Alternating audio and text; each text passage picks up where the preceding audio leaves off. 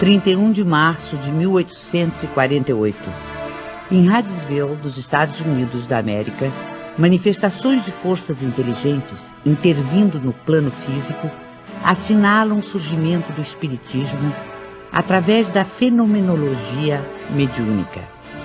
A seriedade desses acontecimentos teve imensa repercussão, até mesmo na Europa. Os fenômenos ocorreram numa tosca cabana, residência da família Fox, adeptos da Igreja Metodista. No primeiro diálogo registrado entre as irmãs Fox e o espírito de um mascate de nome Charles Rosbach, usaram-se letras do alfabeto para a formação de palavras, mediante convenção de que a cada letra corresponderia a determinado número de pancadas. Estava, portanto, descoberto o processo adotado para as comunicações entre os dois mundos. Pode-se dizer que o fenômeno das mesas girantes, que se seguiu aos acontecimentos de Hydesville, preparou o advento do espiritismo, despertando o interesse dos homens de ciência, dentre eles o professor Ribard ou Allan Kardec.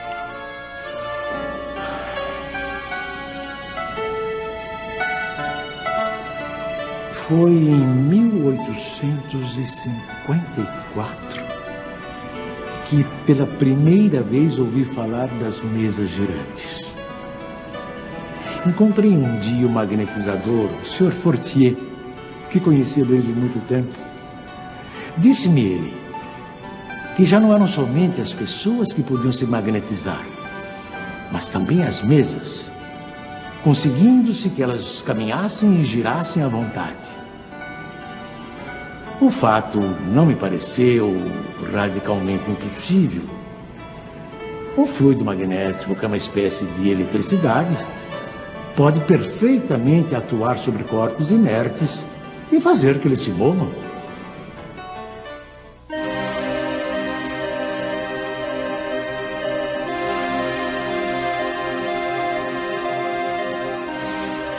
Algum tempo depois, encontrei-me novamente com o Sr. Fortier, que me disse ter um fato muito mais extraordinário. A mesa não só se movia, como também falava. Interrogada, ela respondia através de sinais.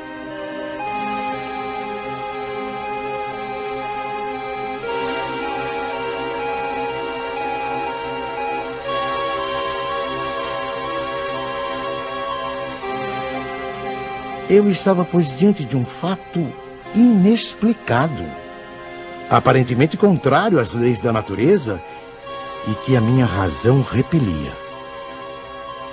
Sabia apenas que as experiências eram realizadas em presença de pessoas honradas e dignas de fé.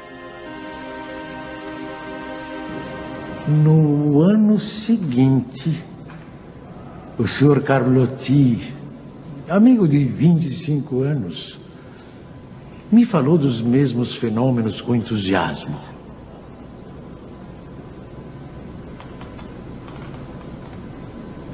Foi ele o primeiro a me mencionar a intervenção dos espíritos. E me contou tantas coisas surpreendentes que, longe de me convencer, me aumentou as dúvidas.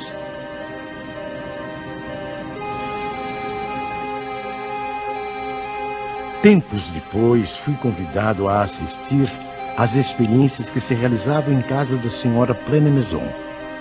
Aceitei imediatamente.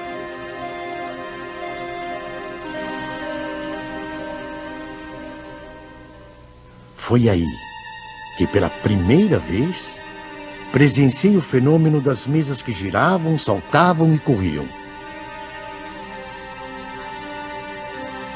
Assisti então a alguns ensaios muito imperfeitos da escrita mediúnica.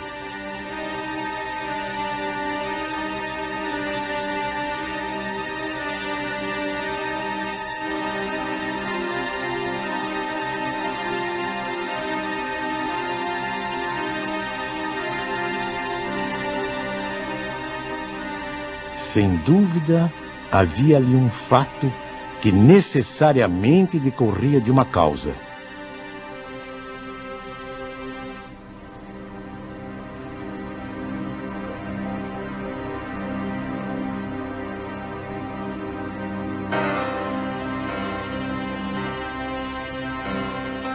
Foi nessas reuniões que comecei os meus estudos sérios de espiritismo. Menos ainda por meio de revelações do que de observações. Apliquei a essa nova ciência, como o fizera até então, o método experimental. Nunca elaborei teorias preconcebidas. Observava cuidadosamente, comparava, deduzia consequências. Dos efeitos, procurava remontar as causas por dedução e pelo encadeamento lógico dos fatos.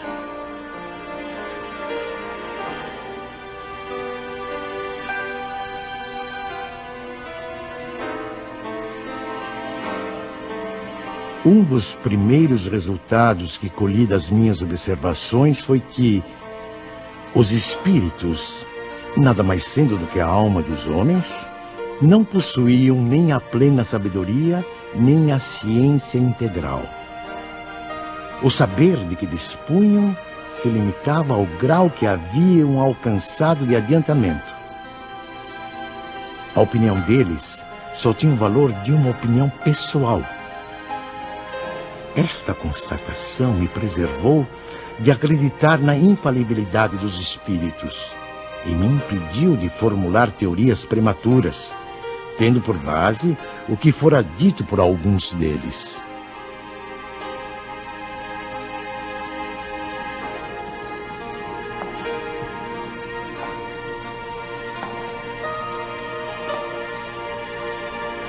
O simples fato da comunicação com os espíritos, dissessem eles o que dissessem, provaria a existência do mundo invisível ambiente.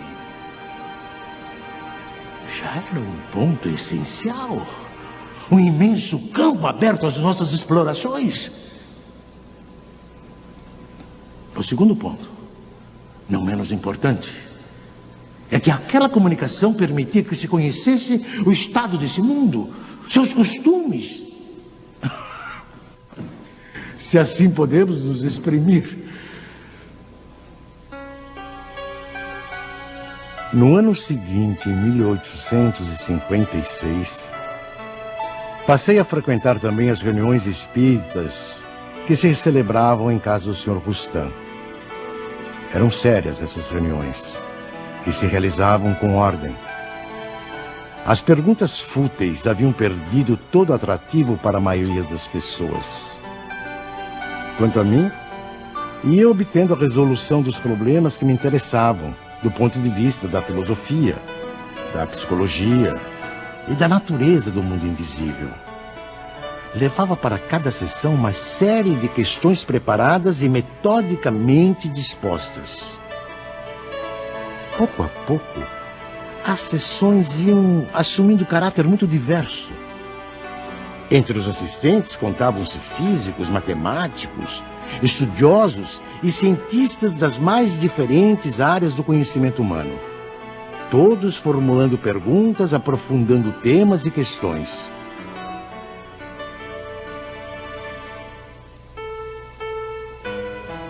Mais tarde, quando vi que aquilo constituía um todo e ganhava as proporções de uma doutrina, tive a ideia de publicar os ensinos recebidos.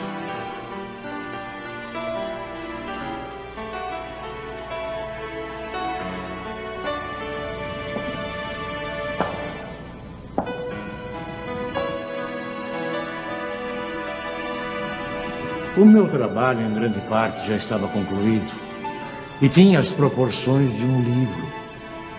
Mas eu fazia questão de submetê-lo ao exame de outros espíritos, com auxílio de diferentes médiuns. Mais de 10 médiuns participaram do trabalho. Da comparação e da fusão de todas as respostas coordenadas, classificadas, e muitas vezes retocadas no silêncio da meditação, foi que eu organizei a primeira edição de O Livro dos Espíritos.